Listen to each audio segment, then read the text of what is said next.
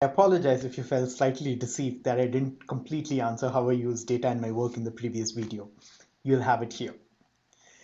At the Carlson School of Management, we work with clients and solve their problems in a consulting project. In my third semester in the MBA program, I was working with what I would consider an edtech nonprofit SaaS company, and they were trying to launch their product in the market and wanted a go-to market strategy.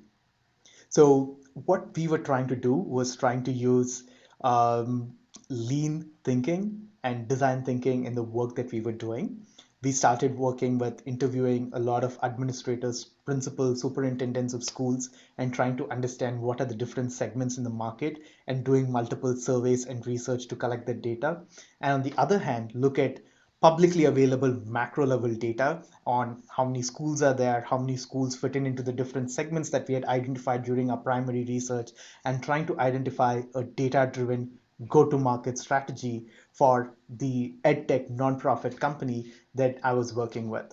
So after identifying the different segments that were present and trying to look at which were the core segments or the beachhead segments that this edtech company would have to go after, I started looking at macro level data that was available from multiple sources.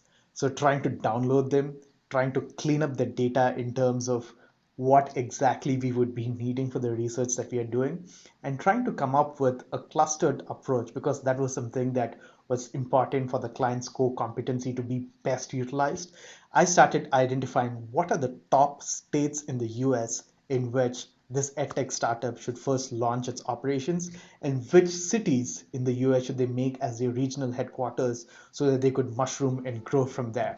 And this was one of the key takeaways that we had provided, and this is something that they are using right now to grow their business.